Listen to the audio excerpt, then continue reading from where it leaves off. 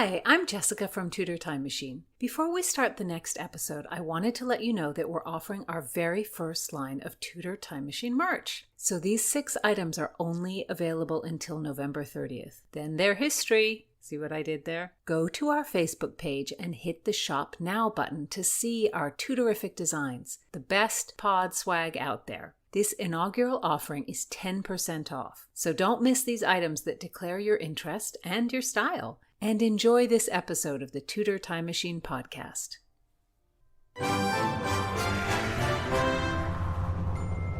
Hey ho, Tudor-minded people. I'm Gage. I'm Jessica. We're Tudor Time Machine, and this is episode 31 of our podcast.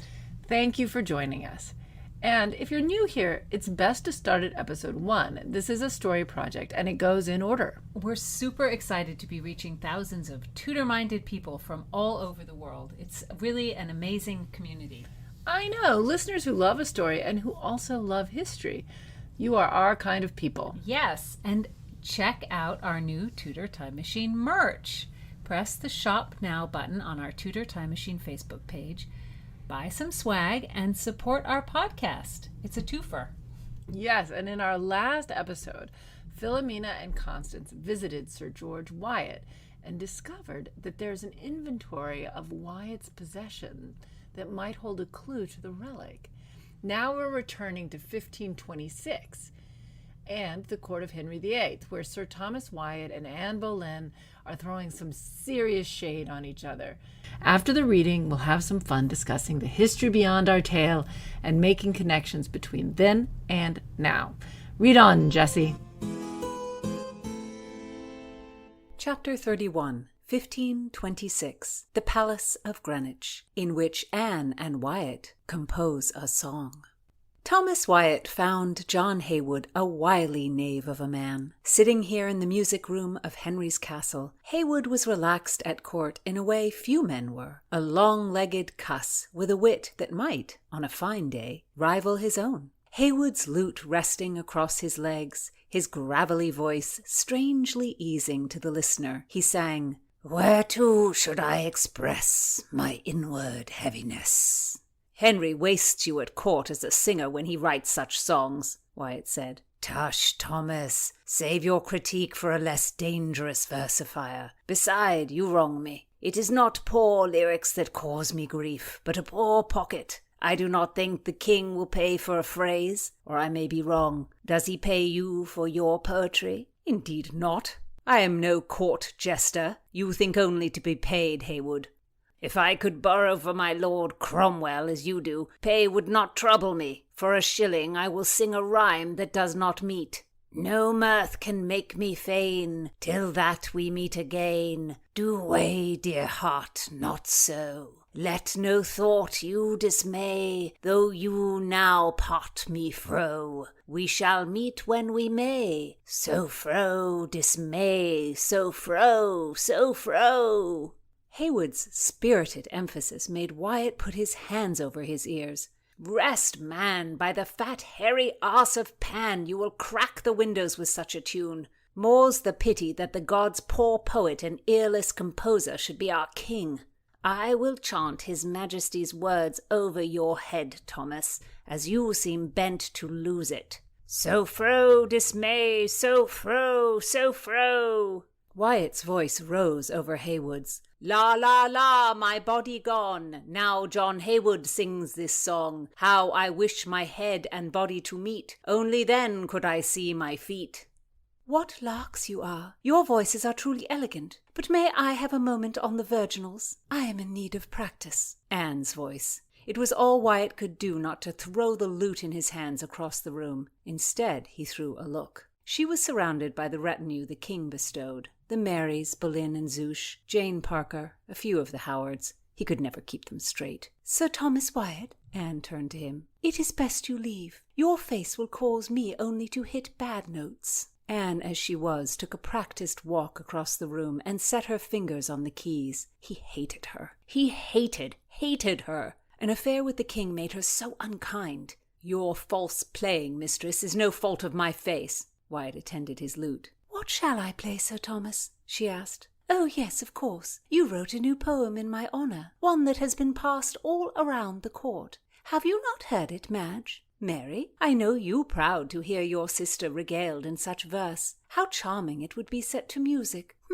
Master Haywood, what tune would suit?" Hitting a lively melody on the keys, Anne sang, "Ye old mule that think yourself so fair, leave off with craft your beauty to repair. For it is true without any fable, no man setteth more by riding in your saddle." Oh, Sir Thomas Wyatt, I enjoy that riding in the saddle image, and yet I was disappointed. You, the great poet, the Orpheus of Albion, from that teeming head of yours could you not pluck some more cruel words to strike me with? You hold others to such high standards. He hated her. Do you think it might be better in French? He longed to kick her, altering his words into foreign dung. No. Do you long for me to translate? Everything is more forceful in French. Tell me, is not putain more to the point than mule? She was a siren on this earth, but she would not lure him to his death. "You make mischief, mistress, and I will not be made a fool for your hangers-on." "Oh, take them away, Master Hayward. Teach them a new dance in the great hall, while I make a fool of Sir Thomas in private." Thomas glared at Haywood, leading the ladies out. He himself would like to imagine that Anne did not have such authority, but as the king's favourite, no one questioned her. "I do not like that melody. I will try another, perhaps one more morose," Anne said, striking a note. "That you may sing your insulting verse with your mates, and the word will spread all the more quickly that I am old and overridden and not to be desired. And that will bring you joy, and I long for your joy. Sir Wyatt, come stand next to me as we sing of my haggard state." He could not resist. "I am not as cruel as you are." "No, I believe you to be more cruel, and you will not sing with me." Her hands poised above the keyboard, but he spoke before she struck. "He is nothing." "You are wrong. He is by birth and action King of England. That cannot be a nothing, as you are but a poor poet unless you cover the rank of your birth that, on his account, you rate so low, so you must not count it for yourself. Does this not leave you to be less than nothing? How will you think this out, Sir Wyatt? It is a puzzle. Why must she hide in such words when they felt a twine of truth between them? Anne, do you not miss me? To what purpose should I answer such a question? Anne, you are indeed a stubborn mule. Can you say in truth that I have been out of your thoughts? She resumed her tune, leaning into the instrument. Anne, a tune cannot drive me away. Anne, swear on the life of the French lady, your Marguerite herself, swear that you do not miss me. Her playing stopped. I cannot. He felt a slight happiness. So you have missed me, Thomas. More than once. I know the loss of a true friend, and I grieve. But it is a death, Thomas, a death. He knelt beside her. Then let us have a mass to the dead, for my soul is in purgatory. He bent his head, a supplicant to love, hoping for her blessing, but she ignored him, singing notes to herself as she played. Anne! She played on. He was unmanly there on his knees. The itch of combat roused him. Why have I wasted my love on you when there were so many sweet kitten ladies? And you are a cold bird of prey with your talons ripping out my heart, flying over the earth. You are the most forgettable whore I ever bedded. You have bedded so many men that you cannot tell a heart from a cock. Anne was on her feet. I never bedded those men. Thomas, you soulful gentleman. You could not tell the lie of the woman you felt such love for. You, oh so sensitive, such feeling, flowing. Anne pounded her chest. Woe to me, unfaithful bitch! You took many men to your breast. What do you say? You had them again and again. You, who loved me so. You believe me so unchaste. What clear eyes love brings. When you came to me, you were no virgin. Yes, I had so many before you. He felt the fear in the stomach. He stood but did not chase. He had to know. Anne, you said it was moontime, and that was why you bled. You told me. Anne was leaning against the wall for support, holding her own body in a tight hug for comfort. He was ashamed. Anne, I have wronged you.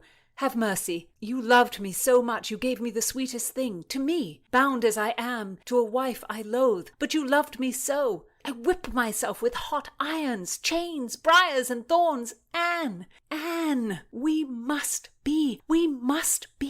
Can you not see it? You were a sweet virgin, and I felt it. We must be, and he kissed her whole face. I love you, Anne. I am desire with you, Thomas, and there is no one else. There is no one else, no one.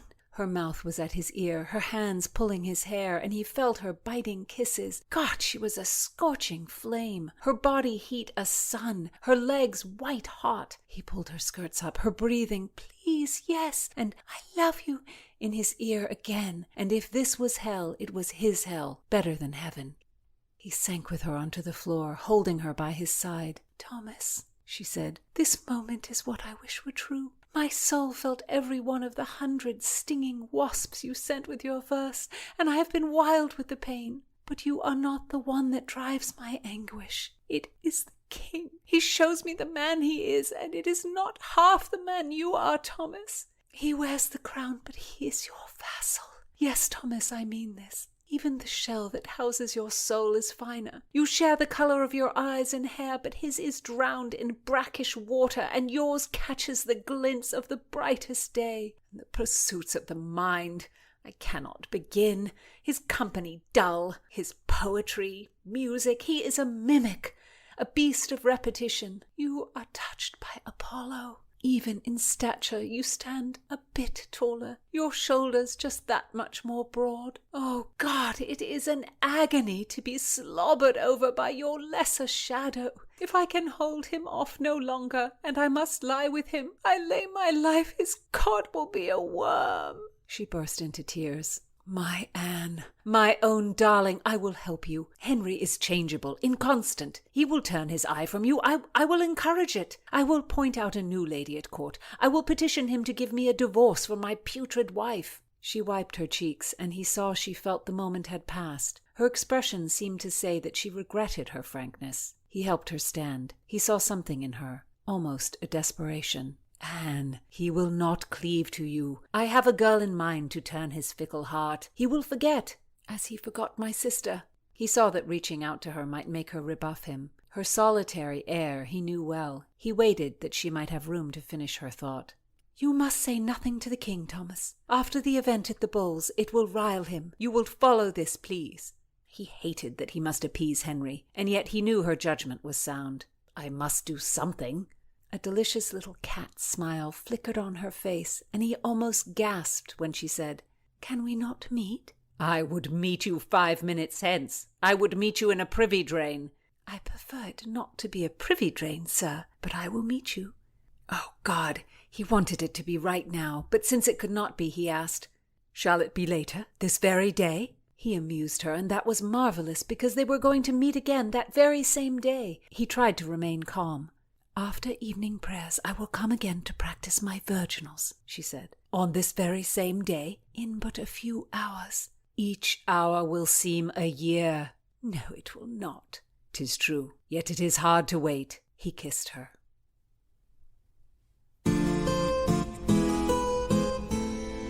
Wyatt and Anne just can't stay away from each other, however dangerous it is. No, they can't, and the stakes are much higher in this chapter than in previous chapters, even though we're still in way back there in 1526. But since the last time we saw Anne and Wyatt, Henry's interest in Anne has grown. He's just shown up at a joust with a heart in a press and the words, Declare I dare not, emblazoned on his armor. Poor Catherine of Aragon, Anne is so far below her, but Anne is gaining influence at court because of Henry's obvious favor in a way that Henry's other love interests didn't. I know, and we see the entourage who follows Anne around, and how John Haywood, a politic man who survived through the reign of Henry VIII, Edward, Mary, and Elizabeth, does not argue with her when she tells him to leave her alone with Wyatt, and that's because she's powerful. Right. Haywood understands getting on the wrong side of Anne would be a big mistake. She's the king's favorite for the moment, and it's wise to listen to her. Yes, but at this point, the idea that Henry would want to marry Anne, that would not be in anyone's mind. She might have power, she might be the favorite, she might have a big entourage, but she's not going to be queen. And Henry does not ask for an annulment from Catherine of Aragon until 1527. And even then, I think it's probable that Henry really wanted Anne for a mistress and not a wife. I agree with that. And in 1526, Henry had certainly not mentioned any idea of an annulment to Catherine. He didn't even mention it to her until after he had started investigating it with the popes. And Thomas Wyatt and John Haywood have seen the king's interest in other women come and go. Elizabeth Blount and Mary Boleyn are Henry's most well-known mistresses, but undoubtedly he had others that we don't know about. Maybe he wooed them with his very questionable poetry. Oh dear. In this chapter, Wyatt and Haywood diss Henry's poems. And the verse really was written by Henry, supposedly for Anne herself. Oh, thank you. And I can't resist. I have to read this masterpiece. Whereto should I express my inward heaviness? No mirth can make me fain till that we meet again. Do weigh, dear heart, not so. Let no thought you dismay. Though ye now part me fro, we shall meet when we may. When I remember me of your most gentle mind, it may in no wise agree that I should be unkind. The daisy delectable, the violet waning and blow, you are not variable, I love you, and no mo. That is really a low point. Oh my God. Henry has a reputation of being a great Renaissance man, a gifted musician and songwriter. But this poem, I mean... I know. It just goes to show you how it's really hard to judge the real talents of a monarch by the way they were lauded by their contemporaries. Everyone had to say the king was great at everything, and it was dangerous not to. It's tempting to take contemporary accounts of people or events as true. These characterizations of personalities, they're skewed by opinions, prejudices, nationalism, and yes, fear. Because one of Henry's courtiers flattered him by writing about his good looks, prowess, and creative genius. It does not prove that Henry was any of those things. The whole court had to pretend the lines, I love you no mo, were genius. That makes me laugh. But how about the 16th century hit Pastime with Good Company? Henry also wrote that. Hey, that's mediocre. It's no Hey Nonny Nonny. Now there's a song. Yes, there's a song. Sigh no more, ladies, sigh no more. Men were deceivers ever. One foot in sea and one on shore, to one thing constant never. Then sigh not so, but let them go, and be you blithe and bonny, converting all your sounds of woe into Hey Nonny Nonny. Now Josh Whedon did a beautiful rendition of that for Much Ado About Nothing, and we're just going to play 10 seconds of it here because it still holds up. It's still a great song. It still is a great song. And sigh not so, but let them go, and be you blithe and bonny, converting all your songs of woe into Hey Nonny Nonny. It's really beautiful. Hey Nonny Nonny is definitely a men are shit song. Men are shit songs have always been hits, and I like the line, dumps so dull and heavy. Do you think that's where the expression down in the dumps comes from? Maybe. It's funny. I always thought dumps was kind of a modern word. But no, it's a 16th century word. But women are shit songs, too, have also been popular. What about Greensleeves? True, and Greensleeves is also a look at all the stuff I bought my girlfriend and she still left me songs. Like that line, thy petticoat of slender white with gold embroidered gorgeously, thy petticoat of silk and white, and these I bought gladly. He was so generous, and yet she left him. The Tudor version of the Talking Heads, take my money and my cigarettes. Exactly. And contrary to popular belief, Greensleeves was not written by Henry VIII. It's in the style of an Italian song that didn't come to England until Elizabeth's reign. So the idea that Anne was Greensleeves and wore green sleeves all the time apparently is just fake. So from Pastime with Good Company and So Fro, Me No, Mo, I mean, I think we can say conviction that Henry VIII was a so-so lyricist, but the other two literary fellows in this chapter, Thomas Wyatt and John Hayward, were genuine talents. Haywood was a really interesting person at court. He was a musician, a poet, a playwright, and he probably acted in his own plays, and he was like an epigram whiz. What you have, hold. Haste maketh waste. Out of sight, out of mind. 2 heads are better than one. Love me, love my dog. I mean, the list goes on and on. Every famous epigram in English is John Haywood's. I used to assume all witty epigrams were either coined by Shakespeare or Benjamin Franklin. Who knew? Haywood was a prolific guy, and it was his job. Courtiers like Wyatt and the Earl of Surrey were what we might call gentleman poets, who would scorn being paid for their work, but John Haywood was a professional entertainer. After some time at Oxford, he came to court in about 1519 as a singer. But by the 1520s, he was receiving a salary for singing and teaching the virginals, and Henry gave him property in Essex and income from the lands, which must have been pretty exceptional for somebody who was a singer. There's been a lot written about Henry's fool, Will Somers, who was able to say things to the king that other people couldn't because he was funny. I think Haywood must have had a similar relationship with Henry. Then as now, comedians get away with a lot. But also, it's hard to walk the line between being funny and going too far and pissing off the king. Absolutely, but Haywood must have known the limit because he survived at court for decades. He was extremely well educated in the humanist tradition, and that influenced his work. And in fact, one of his earliest plays, Johann Johann, was an English adaptation of a French farce. It's fascinating because it revolves around a priest who's having sex with Johann's wife.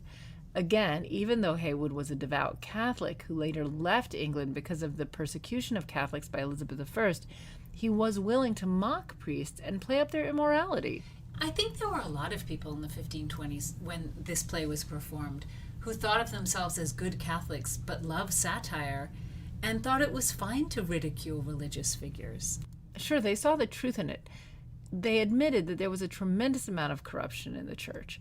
Erasmus, Sir Thomas More, and Boleyn herself, they were all calling for reform. I think Martin Luther met with so much support with his 95 Theses because there was so much growing outrage against church corruption. It's just that some people wanted reform and some people wanted to eradicate the Catholic Church altogether. And that's sort of how it goes. It's always the question, reform or smash it all and start over again.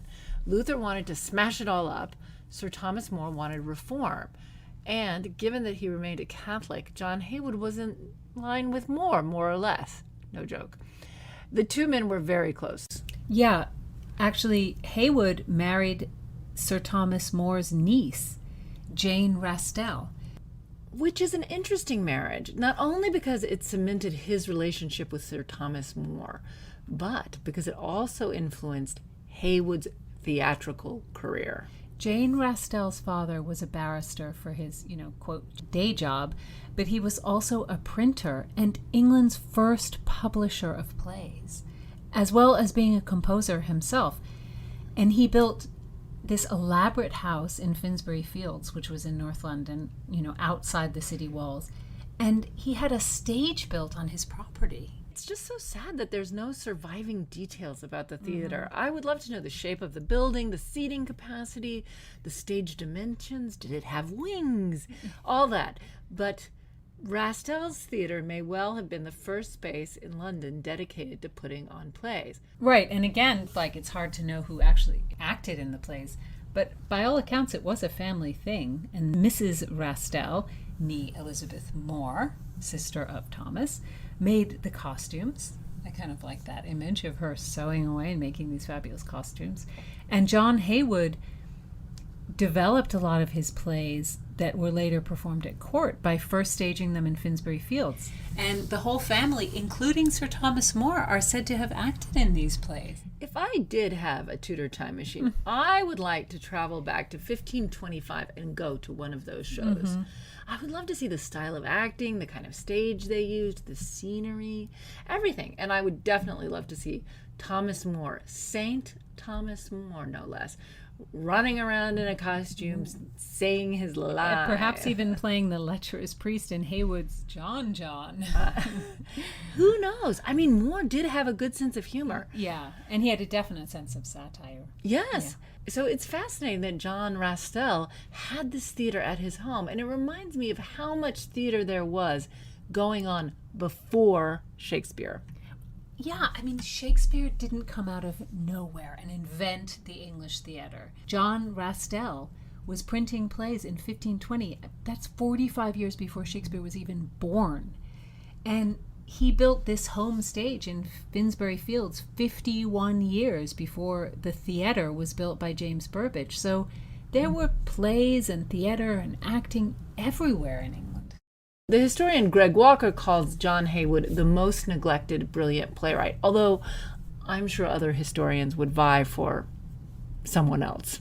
I agree. But I think the thing about Haywood is he was so much earlier than everybody else. He was so early. You know, I mean, you can argue like Marlowe, Middleton, Shakespeare, Dekker, but, John Haywood was writing these plays and these satires 60 years before, even longer before Shakespeare. So that's true. I mean, he must have been an excellent musician too, although even though there are plays of his that survives, there's no music of his that survives. But he taught Henry to play the virginals, and he also taught Princess Mary to play the virginals. That's true, and in this chapter we see Anne herself hitting the ivories. Not the ivories of a piano, of course. The first piano was not made until 1700. Okay, this is my trivia for the day. Did you know that until the 19th century, the keys that are now white on the piano, the 7 natural keys of each octave were actually black, and the 5 halftone of each octave, which are now black, were white? When Mozart played the color of the keys on his piano was the opposite? Yes. That's not what they showed in Amadeus. Historical accuracy police. Well, I did not know that, but I will remember it when I get on Jeopardy. It'll be a question. Do remember that. But no, Anne did not play the piano. She played the virginals. Virginals were a super popular keyboard instrument. And let's go straight to the source for a description. Okay, this is from a musical treatise from 1460. The virginal is an instrument in the shape of a clavichord, having metal strings which give the timbre of a clavicembalo. It has 32 courses of strings set in motion by striking the fingers on projecting keys, giving a dulcet tone in both whole and half steps. It is called a virginal because, like a virgin, it sounds with a gentle and undisturbed voice. So if you played the instrument with a harsh and disturbed voice, did that mean you were like not a virgin or just a punk rock virginals player? I think we have to ask Madonna. Maybe men made young women play on their wedding night to see if they were virgins, and it was some weird purity test. Well, I wouldn't put anything past the 16th century patriarchy. This connection with purity and virginity obviously made the virginals a very popular instrument for gentlewomen in this period because they were supposed to have these qualities. Queen Elizabeth played the instrument very well, and I'm sure it fit into her virgin queen image, although, of course, she was also incredibly strong and very willing to be very loud. So yes, temperamental and not speak in dulcet tones. No, when it served her. Yeah, of course. And in this chapter, we see Anne Boleyn playing the virginals, but putting a poem of Wyatt's to music that is the opposite of a virgin. Poem implies that it's about somebody who's almost not a prostitute, but definitely somebody who has had a lot of sex, the opposite of a virgin. And we thought that was just the sort of, witty thing Anne would do. She understands the absurdity of this disconnect between this gentle, plunky sound and these sexually insulting words Wyatt has written, that she's old and gray and overridden. We've been talking about John Haywood's love of satire, and this is Anne being satirical. And our Anne sees through Henry. She despises Henry because she knows he's a poser as a Renaissance man. Kind of like what's evidenced by this horrible poem he wrote with the so fro, you know. And Wyatt is his better in talent, in looks, and in humor, everything. But the fact that Henry happens to be king makes it impossible, dangerous, to reject him from where Anne is standing as a lady in waiting.